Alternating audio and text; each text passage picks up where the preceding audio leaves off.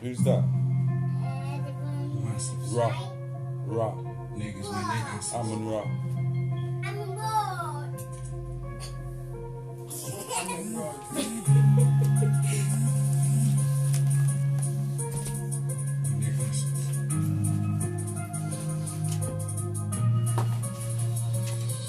I'ma do my own thing. I ain't following the masses, cause the M is silent. So the majority are asses. And niggas can't see like they need their pair of glasses. And sheep will getting dumber and dumber as time passes. I'ma do my own thing. I ain't following the masses, cause the M is silent. So the majority are asses. And niggas can't see like they need their pair of glasses. And sheep will getting dumber and dumber as time passes.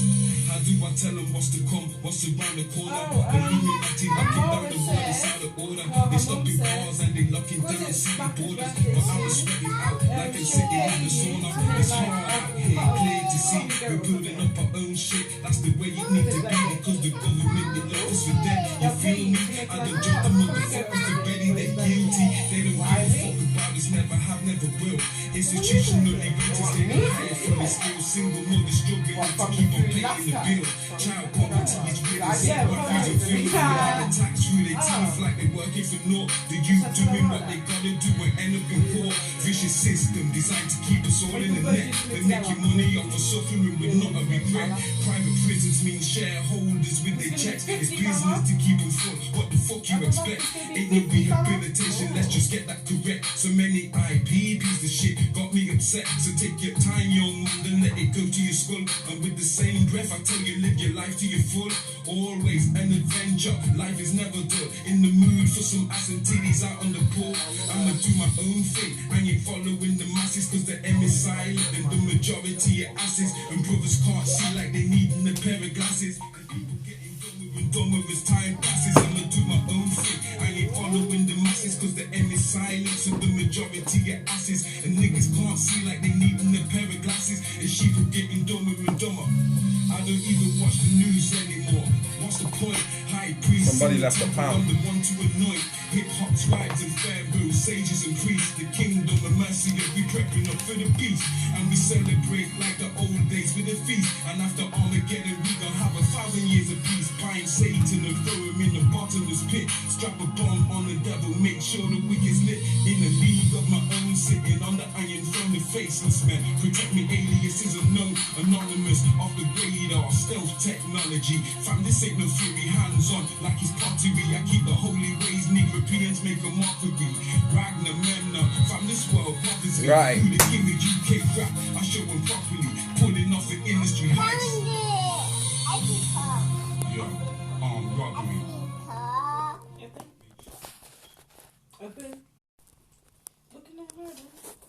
Right, guys, can you hear me, yeah? Sorry about the little lateness, yeah. I swear down, I went for a power nap and nearly slept through the whole live.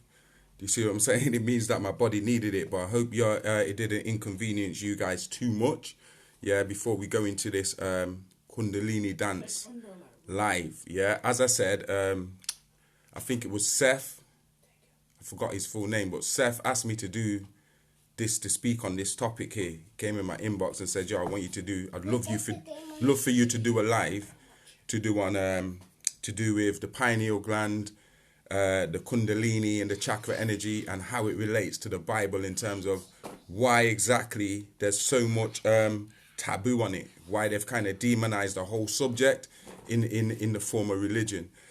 So without any further ado, we're just going to start right now. Whoever joins in, joins in. Do you see what I'm saying?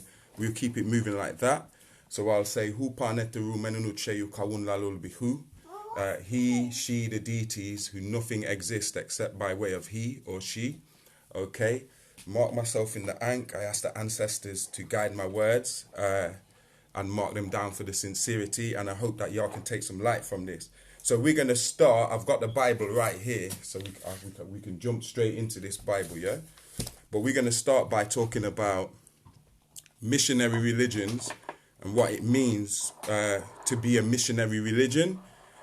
Missionary religions are religions that you can say force their views on other people, okay? They force their views on everybody else, and they kind of like colonize other places. They move from their home base and then go into other lands, kind of like spreading their faith or belief or ideology. Okay, that's what you class as a missionary religion. Now, the two biggest missionary religions is Christianity. Yeah, they go out, they send their, what do you call them, missionaries, yeah, with the cross on and the Bible in their hand and come preach about the kingdom of Jesus and all that stuff. That's missionary. And it's the same with Islam. When they do it with they call it dawah, yeah, where they invite others to Islam. They go out and they convert other people to Islam. Now, the thing is, missionary religions don't use peace. It's not a peaceful thing where everybody just smiles and say, yo, Jesus, yeah, Jesus, and they all shake hands and they agree on Jesus or Allah or whoever else. Do you understand what I'm saying? It's a nasty thing where it's all, religion is always spread by war. It's never spread by just shaking hands and peace. Missionary religions use war, and the vehicles they use is what you call a conflict. If you say in the form of Christianity, it comes through crusades and inquisitions, and on the side of the Muslims, it comes through jihad, what they're calling holy war. Okay, that started in about 1 AD. Before 1 AD, you don't really have much monotheistic religions, missionary religions, yeah? Most of the religions at that time period, when coming up to 1 AD, were still pretty polytheistic, pretty animistic, like, and then you had dualist beliefs, like what you call, I don't know if you guys have heard of it before, but Zoroastrianism is what you call a dualist religion, where they give an equal power to a god and the devil. I'm just giving you this background so we can go into the Kundalini stuff, yeah? So what we're saying is, between 1 AD and 1000 AD, at 1 AD, at that period, the earth was ruled by what you call nature religions and fertility religions, where they venerated mother goddesses and stuff and dealt with the expansion of consciousness and stuff like that. Do you understand? Plant-based medicine and meditations and stuff. That was always a feminine energy that resulted in what white people call fertility cults or fertility religions. And you had the mother goddess figure. Okay, now all of that comes from Enki and the serpent wisdom. I'm going to explain this to you, yeah? Enki, in the story of the Anunnaki, was the one Anunnaki, and him and his group, yeah? So him and 7 others, the ones who had a direct hand in creating the humans, okay? They believed that this entity that they're making, and notice I say make, not create, this entity that they're making, they wanted this entity, this human, to have the power to expand in consciousness to the point where after they had used us for whatever task they were using us for, they wanted us to be able to achieve godhood on ourselves, just like they did. Now, most of the Anunnaki had a problem with that. They was like, nah, we don't want them to be able to have eternal life, and we don't want them to have the serpent wisdom, the expansion of the pineal gland, and da-da-da. Do you understand what I'm saying? So, because Enki insisted in giving us, yeah, the power of the Kundalini and the Caduceus, the pineal gland, the third eye chakra, because he insisted on giving this to the humans, yeah, the Anunnaki really ended up despising Enki. So they associated Enki with the serpent, okay? And that's why it became known as serpent wisdom. Now, this is before Christianity and Islam and all them monotheistic religions came and sold you the idea that the serpent or the snake is a symbol of evil. Do you understand? Before any of them monotheistic religions came, Bible, Quran, Torah, the snake was never a symbol of evil. I'll give you an example. Like in the Bible, in the Exodus story, Moses carries a Caduceus, a staff with 2 snakes wrapped around it, and the symbol of the pineal at the top with the wings and stuff. And he uses, I don't think it has wings on Moses' ones. I think it's just a staff with 2 snakes around it, but still it's a Caduceus. And he uses that to heal the people, the children of Israel on their, and remember it's a myth, but I'm just giving you an example from this myth. He uses the symbol of the 2 snakes to heal the children of Israel. So it was always a medical symbol, and the snake was always a symbol of wisdom, just like the owl. This is before the church tied it up in all the thing with Satan and everything, and it became associated with Satan and stuff. But anyway, because Enki did this favor for humans and granted us this serpent wisdom, this ability to be able to expand in consciousness, he became associated with the serpent in the garden, because he was the one that in the Sumerian tablets that was trying to tell Adam and Eve about the mind control of the Anunnaki, so to speak. He was trying to warn them that, hold on, this is not for your best interest. You were created in the best interest of the Anunnaki and to serve them. So he was trying to liberate them. He was giving them a certain type of wisdom when they tell you about this serpent in the garden, although they are talking about a different incident. Like I told you in the Bible, they like to mesh stories together. So certain stories have got elements of 5, 6, 7 different stories in. So that's what I'm saying. When you get to this story in the garden, this is Genesis 3.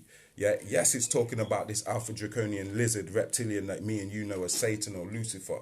Yeah, but it's also giving you references to Enki and how Enki was trying to free the early human beings from the control grid of the Anunnaki, wanting to give them the serpent wisdom. Okay, also Enki knew that the future of humanity was the woman because of the mitochondrial DNA. So even with the serpent wisdom, he was focusing on empowering the women. And that's what I'm saying. That's why we first had these fertility cults, these mother goddess religions and stuff, because Enki realized that the future of humanity was the women and that it was more important to have a daughter than to have a son. And therefore we became matriarchal as a people, as generally speaking, as African people. Do you see what I'm saying? So the secret is in the mtDNA, the mitochondria DNA, yeah, but also because the black woman especially and only has the Eve gene, or that the gene that can make every other human being. So through the black woman, you first had the idea of spirituality and the expansion of consciousness and stuff. Because they're the ideas of Enki, you will find that they became associated with evil, because most of them use the serpent or the snake as a symbol. Like you'll see the pharaohs have the Uraeus, have the snake on the brow. Do you understand? Or you go to India and you'll see they have the Nagas. Or you go to South America and you see they still have a lot of serpent symbolism. That doesn't always mean like evil alpha draconians and stuff, okay? Every time you see the serpent as a symbol, sometimes it's just reference to that the Kundalini energy, which is like a snake or a dragon, and that rises up the chakra system until it comes to the brow and breaks through the crown chakra, okay? So then you get to, in 1 AD, when the church rose, and you had the church building up itself into this big machine, Greco-Roman machine, you had what's called inquisitions, where they were sent out like military wings of the Vatican or the church, and those military wings will kind of like trample down anything that was in opposition to what the church was teaching, whether it was a scientist, whether it was another religion, whether it was politicians who were out of sync with the church doctrine, kings, queen, whatever. Do you understand? The military wing of the church was the Jesuits. So when the Jesuits was sent out, they're coming to stamp out anything that's in opposition or that exposes the church's doctrine. And there were many sects and groups in the early days that could expose Christianity for just being a hoax and just ripping off everybody else's stuff and kind of like bashing it all together into the chimera that we see today. Okay. So yeah, Inquisition started. Christianity started persecuting other groups that were more deeper than them. So you get like groups like the Gnostics. Do you understand? Like that's a wide term used for many different groups, but it basically means the groups who were not only looking at they weren't looking at the dogmatic aspects of religion, like beliefs and all of that crap and hadiths and all that. They were dealing with cultivating the God self from within. So if they were studying the Bible, they were studying Jesus literally, like how to bring that Christ out of your own self and find your own inner Christ. So people like the Gnostics, and you had various different texts that are considered Gnostic texts, like I've mentioned them on other lives, like the Nag Hammadi texts, the Lost Book of Enoch, the Emerald Tablets, and the Dead Sea Scrolls. You understand? So there, you can consider all of them Gnostic texts. And no, Gnostic comes from the word gnosis, yeah, and gnosis means just to know.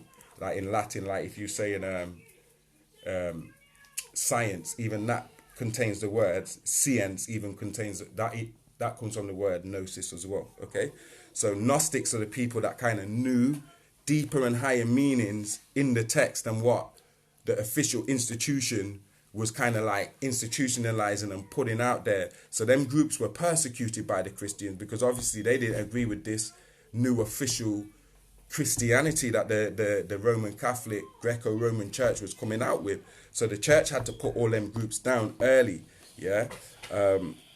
The same thing you could say happened with Islam with their jihads. Like, they would argue among schools of thought and sects. So you had the first and second fitnas. After the death of the Prophet Mustafa Muhammad al-Amin, peace be upon him, 570 to 632 AD, they had 22 years of fighting where they was burning up books and falling out with each other and fighting each other and accusing each other. Oh, that's not the real Islam. This is the real Islam. You know, that sort of stuff. That stuff started in the lifetime of the Prophet Muhammad. It didn't start after. But as soon as he died, it kicked off again. And that 22 years was a madness. And you can ask you could pause. Okay, they're not gonna tell you about it. So you have to study it for yourself. But it's called the first and the second fitnas, where all the original copies of the Quran were burnt. Yeah, they were burnt, and the 12 people who learnt it by memory, they were killed. I think the name was the KKR, the readers, the 12 readers. Okay, so basically, in essence, I'm saying Inquisition started. They started the persecution of the natural nature ways of life, like Ma'at, became persecuted. Do you understand what I'm saying? And they were kind of like wiped off the face of the earth. Okay, so you've got all of the civilizations and cultures that was dealing with the Kundalini wisdom and the opening of the pineal gland, the third eye and stuff. You can consider them Enkiite cultures. Enki was given Africa and the Americas, whereas the Enlilites were more to do with Mesopotamia, Asia, and Europe. Do you understand what I'm saying? So you could tell it's easy when you look at a certain ancient culture, and if there's a lot of symbolism with the serpent, and you will know, okay, they're dealing with the expansion of consciousness and meditation, you know, all of that peaceful, it will more likely be a benevolent society. Whereas if you see the eagle, like if you see the Nazis with the double eagle, and you see Rome with the eagle, now the eagle is a colonization thing. This is Enlilite business. They're going to come and trample down all of the, you know what I'm saying, the fertility cults and the nature religions and all of that stuff. They're going to come and enforce a certain mind control. So you've got the serpent versus the eagle, and that's why the symbolism's always been like that between the two brothers, Enki and Enlil, okay? Yeah, and so Enki was dealing with the people of the south, the southern people, which is black people, menelated people, and Enlil was dealing with a lot of the inorganic people, okay, or if you want to call them Tamahu people, yeah. So it was Enlil and them who begun the dumbing down of humanity. Yeah, they ruled that, listen, we're going to dumb them down. We don't want them to have a certain type of serpent wisdom and know about the chakras and the kundalini and stuff. They had a council about it, and you can read about the council of the gods in a simple verse like which one should I give you? Okay, Psalms 82 verse 1. You will read about the mighty El sits in a council of gods, just like the prime minister sits in a whole parliament, and you've got like a speaker of the house, and you've got the opposition. That's modelled off the Anunnakis or the Neteru, yeah? And that's how they deal with things. They come to a decision in a group. So the decision was made to dumb humans down. Like I said, it's not good or bad. It's just the fact that they was creating us in their interest. They wasn't creating, God never created me and you in their interest to say, oh, we just want to create man. Like they're giving you this fairy tale in the Bible and the Quran and that. You were created as a servant because they needed somebody else to do the work. So they wanted to restrict what we are. They didn't want us to just have unlimited power and be able to live forever and all that kind of stuff. This is where all this stuff comes from, where they mythologized it and put it in the Bible. Do you understand? But anyway, they begun dumbing down human beings, turning down the pineal power. So instead of having 12-strand DNA, they were producing humans like we only got 2 strands in our DNA, and we only got 2 helixes. Whereas the first humans, that they was making, were capable. They had 3 strands in their DNA. 3 helixes in their DNA. Yeah, imagine 3 helixes and then 12 strands instead of just the 2 strands in the ladder. Do you see what I'm saying? So they decided to dumb down human beings and limit how long we could live. They gave us a short lifespan, yeah, and also how much we could know. Do you understand? And it wasn't until Enki rebelled, because he rebelled. He's like, nah, I'm going to make my humans. Yeah, this is my project. He felt like it was his project. It was him and his wife and his sister Ninti that was dealing with the project. and he felt like Enlil was kind of like barging in. And so he didn't want to just dumb down humans. So he wanted to turn humans up and give them the ability to access their pineal power, okay? So what he did was he conspired with a being called Humbaba to cast a spell on Enki and Enki seed. Do you understand what I'm saying? So he came up with the scheme with Humbaba or Zuen to cast a spell on Enki seed. Now Humbaba was kind of like power corrupt himself. So he was like, listen, I ain't going to cast a spell for Enki and just do what he says. When he gives me this power, because it was a power, he had to trust this demon with this power to cast this spell. So this demon's like, yo, I'm not going to cast this spell in Enki's favor. I'm going to cast it in my favor. So what he did, instead of casting the spell on Enlil and Enlil's people, he cast the spell on Enlil and Enlil's people and Enki and Enki's people. And this is what you call their spell of sleep, which will last 6,000 years from the day it was cast, and it will be a spell of racial and spiritual blindness. The same thing we've seen when we go back through history, like, hold on, it's just getting worse and worse for black people. We started at the top. Drake's saying he started at the bottom, now we're here. We started at the top, now we're here. Do you understand? So we started at the top, and because the spell was intensifying over all this time, we just got brought down to the level that we are now. Do you understand? So that was from the spell of sleep that was cast by Zuen or Humbaba, and you can read about that in the Sumerian tablets. And that was cast on the original people of the planet Earth, meaning the menelated people, because at that point, there weren't really no white folks on the Earth. Do you understand? They had like Neanderthals and different kind of subgroups, but Caucasians in the form that they are today, they never came on the scene till about 6,000 years ago. So it was cast on the original inhabitants of the planet Earth. And that's why we're so ignorant towards certain information. They also made us swear that we'll never question authority. And that's why up to this day, even now, when the government's telling us to stay home, yeah, it's like we've got some kind of fear of the punishment of going against the authority, because since the days of Sumeria, when we first rebelled, because the humans rebelled, yeah, under the instigation of Enki and stuff, we rebelled a couple times. And one of the times we got dealt with so bad and made an example of, and we were made to swear that we would never question authority again and rebel against our authority again. And that's why the word government means mind control. Govern, you're mental.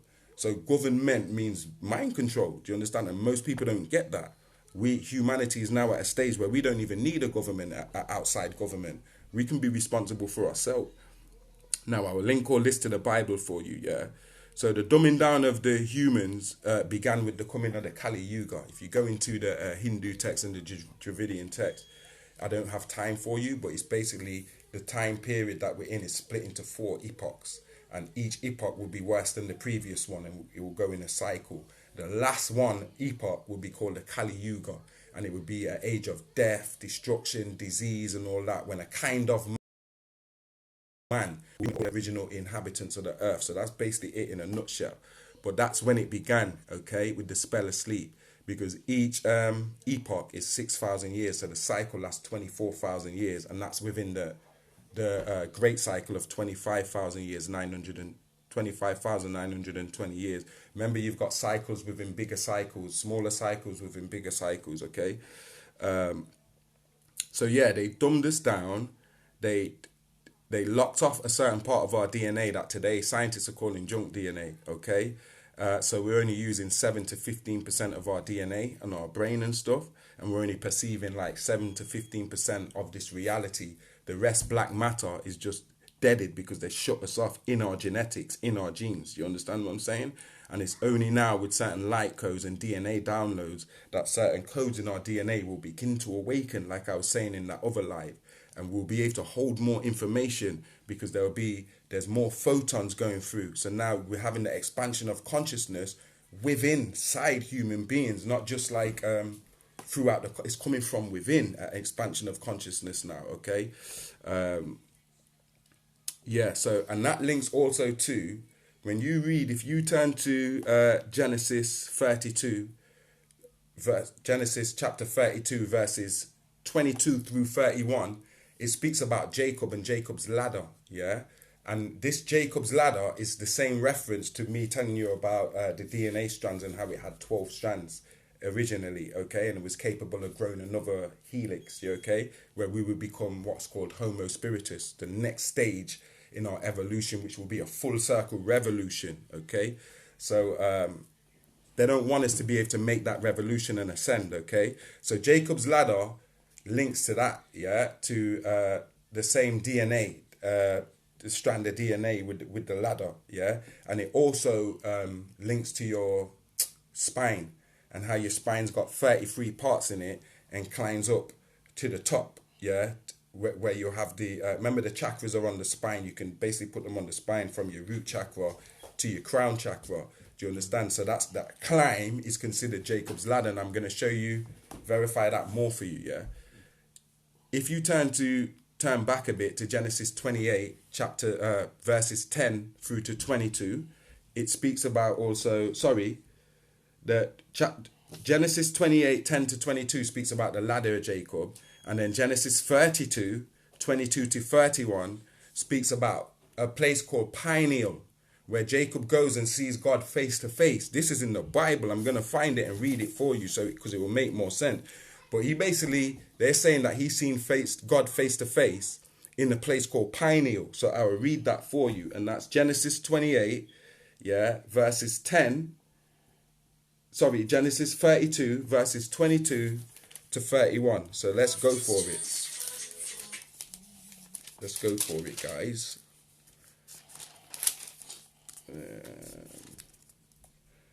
This Bible, yeah, it makes you have to train your eyes, yeah, because the writing's so small.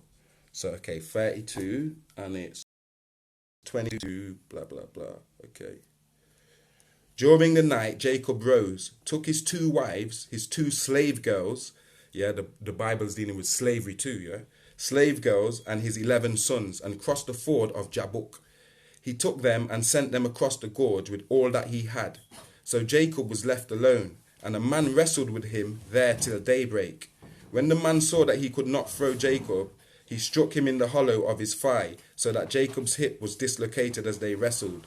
The man said, "Let me go, for day is breaking." But Jacob replied, "I will not let you go unless you bless me." He said to Jacob, "What is your name?" And he answered, "Jacob." The man said, "Your name shall no longer be Jacob, but Israel, yeah, because you strove with God and with men and prevailed." Jacob said, "Tell me, I pray, your name," he replied. "Your name," he replied. "Why do you ask my name?" But he gave him his blessing there. Jacob called the place Peniel, because he said, "I have seen God face to face, and my life is spared." The sun rose as Jacob passed through Peniel, limping because of his hip. This is why the Israelites to this day do not eat the sinew of the nerve that runs in the hollow of the thigh. For the man had struck Jacob on that nerve in the hollow of his thigh. So I'm going to break down something for you right there, yeah, with that. We all know that the pineal gland is linked to the third eye chakra and gives us the ability to see not only in this realm but into other realms, okay? So the pineal gland is linked with the third eye chakra. So him saying he's seen God face to face at a place called Peniel, yeah, and that the sun rose, yeah. We know what happens when the sun rises and hits you on your pineal, or what the Hindus call the bindi. Do you understand? That pineal, when it gets hit by the sun, like when people are doing sun gazing at the sunrise or the sunset, yeah, gives one the ability to see into the astral realm and to become a seer, to see things before they happen and stuff. So they're giving you the clues right here in the Bible and tying it in for yourself, yeah? Now, it's the same thing if I was to say Joshua, because we don't believe in no Jesus. Joshua and 12 disciples. That's like saying the 12 cranial nerves in my brain and then the 13th, the pineal gland. Joshua and the 12 disciples, yeah? The pineal gland and the 12 cranial nerves, yeah? Or Asaru, the first Messiah, and the 12 Neteru of the tribunal. Or the sun and the 12 planets, because there was 12 planets when you consider Nibiru and the lost planet Maldek. Today we have 10 because Titan is a planet, even though they're telling us it's not. They only give us, 8? Because they've took out Pluto. Said Pluto's not a planet no more. And they had 9. So now they're saying we got 8. But I'm here to tell you Pluto is a planet. And there's another one right near Saturn called Titan, yeah, which is very much like the Earth, yeah. So them 10 planets, Nibiru, and the lost planet Maldek, or what they call in Vulcan, yeah, is the same 12, or your Yoshua and the 12 disciples, or your Asaru and your 12 netches of the tribunal, or your 12 cranial nerves and your pineal gland, the seat of consciousness, you see. Okay, let's go on. Yeah. Yeah. So basically, for people who are not like experts on the chakra, it's basically what you call vortexes that are connected to your soul, and they travel up your spine. You understand? It's a energy system that is set. It is centered on you. It's constructed on your spine, and at certain points on that system, on that spine, you've got points. What you can see it like, sort of like a plug socket when you plug something in the wall and it gets electricity, right? So you've got plug sockets inside of you, kind of like that thing in the Matrix where they got that in the back of the head. Picture that like inside of you in form of energy. Now these points are like vibrating wheels of cosmic light. So they vibrate, and the wheels are they're cosmic wheels of light. In the middle is linked to the cosmos, the universe. So in the middle would be what you call nothingness, but it's everything but nothing. Do you see what I'm saying? So you got certain frequencies and different densities of light that are vibrating among these different wheels. Now each chakra deals with a certain different thing. Now it's the one lowest is the one that's underneath your private parts, what you can call the root chakra. Some people call it the material chakra because it's dealing with the interaction on this material physical plane. Do you see what I'm saying? Then you have the sacral chakra a bit above it. Then you have the solar plexus chakra that is underneath your solar plexus, where it's like your seat of your emotions. That's why they say, "Oh, I got butterflies in my stomach and stuff." You get your emotions from your gut. So that's the sacral chakra. And then the fourth one, right here near your chest area, is your heart chakra. Now the fourth one separates the whole thing because you have 3 chakras at the bottom to deal with this plane and 3 chakras at the top to deal with the higher plane. In the middle, to separate them, is what we call in the heart chakra. Right in the center here, your heart chakra deals with how you interact and how you love other beings. Because remember, ultimately, every other being is just you interacting with yourself, reminding yourself, having this experience. You are God, okay? So, and then from there, you get your throat chakra, which deals with expression and communication. A lot of people that bite their tongue and are conformers, that their throat chakra is blocked. Do you understand? And there's those that are offended by people who swear and stuff, their throat chakra is properly blocked too. Yeah? Your throat chakra, then you've got what we were speaking about, your third eye chakra, which is to do with your pineal gland. And make note that each chakra, there's a certain gland that works with it. So like your pineal gland, you know what I mean? Your pituitary gland, or if I'm saying it right, I'm probably not. That gland, you get me? Each gland works with a different chakra, but you got the third eye chakra, and then the top chakra is what you call the crown chakra that links into connecting with the Akashic records and connecting with the cosmos, so you can just have that natural Wi-Fi downloading whatever you need, just like it was a cosmic internet, cosmic ordering service. So that's basically your chakra system.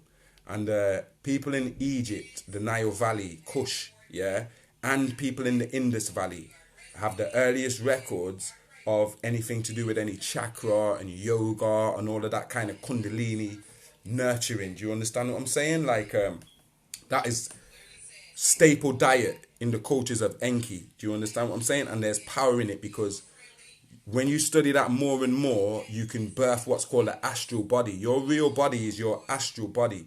This body that we're seeing here is just a projection. Like scientists are getting to it now, saying, "Oh, are we in a holographic reality?" Of course we are. We're in a holographic reality of our own making. The problem is we just allowed somebody else to hijack it. They've hacked into our reality and are kind of changing it into what it's not supposed to be. But ultimately, we're all creating this reality. It's a hologram. Yeah, the real you is your astral self. And how you tune into that, I forgot to bring my emerald tablet. That's what I forgot. In the emerald tablets, it gives you the formula, the emerald formula, which has 7 stages. I can't even quote to you now. But it's got 7 stages to do with coagulation and dissolution and stuff, one by one, to kind of shed all these layers that they've put on us, being born here in this earth, and birthing what you call the star self or the astral body. And there's people that have achieved this on the planet Earth, and they were remembered as the alchemists. And I'm going to speak about one of them in particular.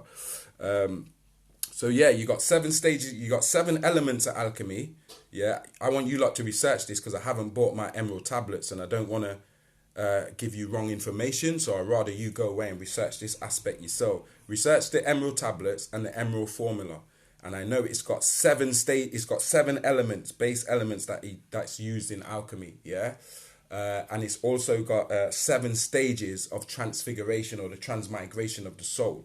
Okay, that links into the 7 seals mentioned in the Bible, or the 7 spheres around the earth: your atmosphere, thermosphere, stratosphere, exosphere, all of the spheres. Yeah, and it also links into your aura because of your chakras. Your chakras inside of you, all 7 of them, they have a vibration and an expansive quality. So it puts you in a kind of layer. So your one layer will be your root chakra, and then on top of that you have your sacral chakra layer. You call it an aura. You understand what I'm saying? But that's coming from your chakra. And it's the same with the earth, how the earth's got an aura, where we call it atmosphere, stratosphere, thermosphere, or the seven seals. You understand what I'm saying? Then you got 7 major scriptures. All of that's tied in together. Yeah. And also the fact that from your pineal gland, yeah, and then you've got two I can't remember what they're called. Yeah, I'm giving you will know in book 4, I've written it all down, but I can't remember from my head. But anyway, 2 points that connect with your pineal gland. Yeah, so it forms an upward triangle. Yeah, and then there's 2 points here that connect with a point in your chin. This what you call the submental, and it forms a descending triangle. Yeah, so you've got the Merkaba or the 6-pointed star energy just in the way that our mind and our body and stuff thinks and vibrates, and also the fact that your nose is your own personal pyramid, because that's where you take your hayu, or you take in the breath of life, or the spirit of the Most High comes into your temple. So that also ties into why the non-Africans like to break your nose off. It don't just mean, oh, we don't want nobody to know it's black people. It's a sign for you, meaning somebody else has cut your life off. It's cut off your breath of life. Yeah, your vitality. Yeah, somebody knows something that you don't know. That's why they're dealing with the nose and whacking off the nose, because that's the main pyramid. Forget about the Great Pyramid and all of that. They're sending a message out to black people when they're whacking off the noses of the statue. They're telling you, yo, we're in control of you. We're in control of your life, mate. We're in control of your breath of life, your vitality. Yeah, all of it comes from the nose, and it comes from the science that I'm giving you now. This is secret sun science that I'm giving you guys here.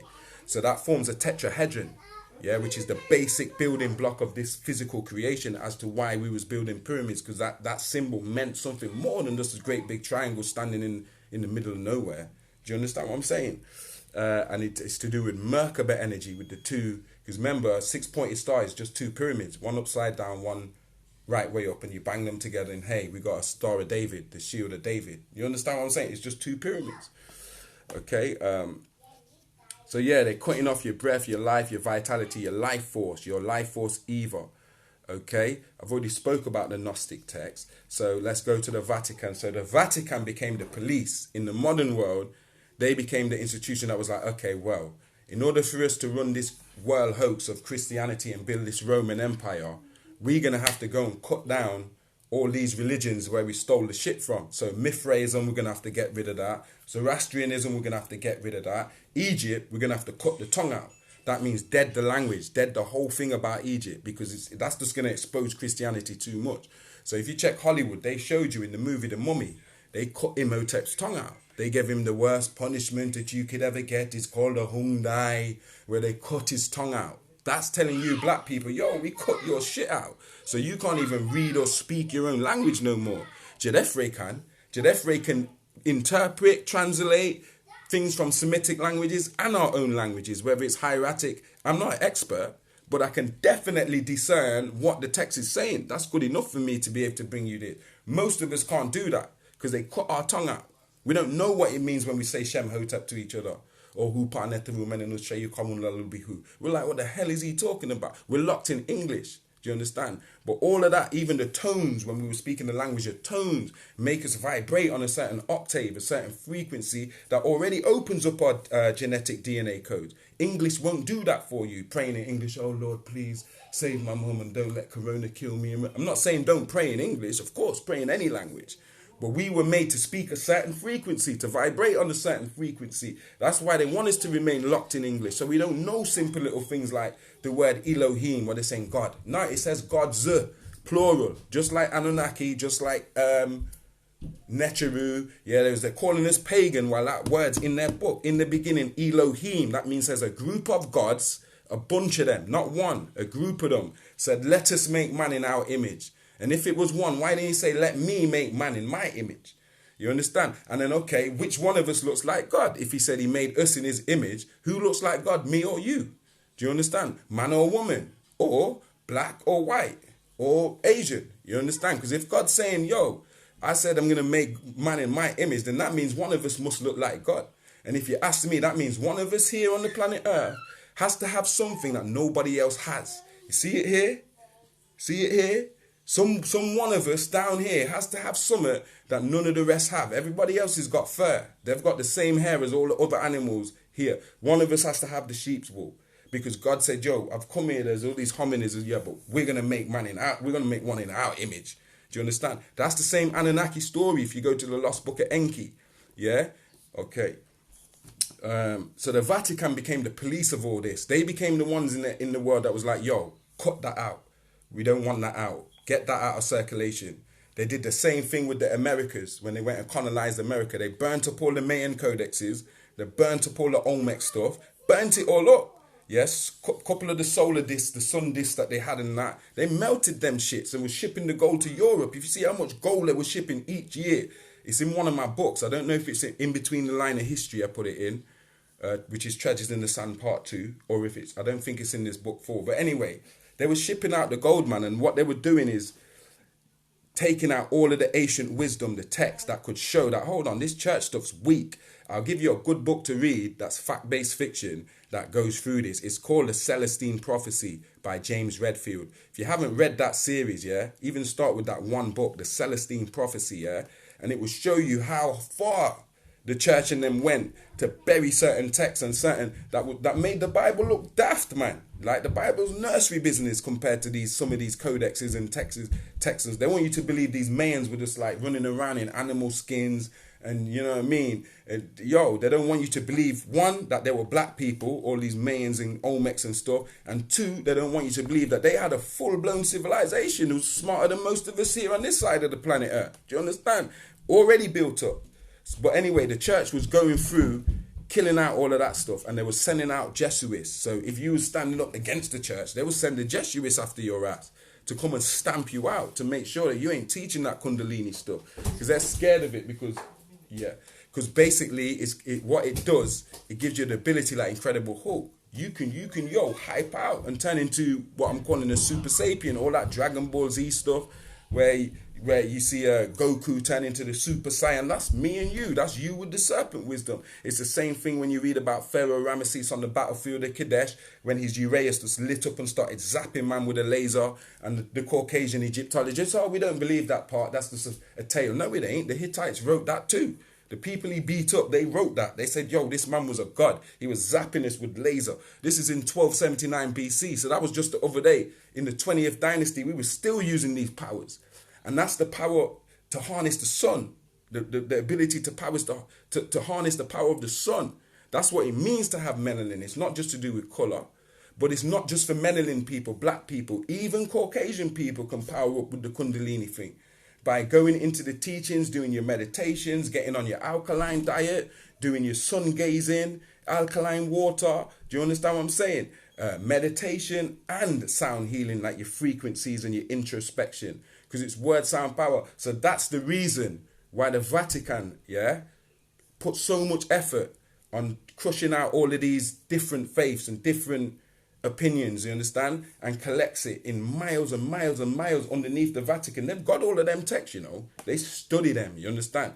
You can't have them. They don't want you to have it because it's going to make you back into the image of a God. Yeah? And it's in their own Bible, Genesis 10:34, where Jesus says, yo, you're a God. Yeah, and it's in the Bible again, so not even once. If you turn to Psalms 82:6, it says it again. King David's telling you, yo, is it not written in your Torah? All of you are gods. So that means if there's gods, there's goddesses. Because if all of us are gods, that means the women too are goddesses. Do you understand what I'm saying? So that's why I wanted to bring you this live here. Respect to Seth for pointing out doing a live on this. I'm not going to dwell any longer because my sister's about to go live now and I wanted to use her live. But as always, I'm going to be back with a question and answer where you get to ask the questions about what we've just spoke through, yeah? Let me get off the screen because my sister's did me a favor and she's about to do her live. Yo, guys, I hope y'all benefited from that. Anything that you want to know or add to that, or you think that I missed out, please throw it on the thread and we'll continue to discuss it all the way till next week where we'll do a part 2, all right? Yo, peace. Namastu.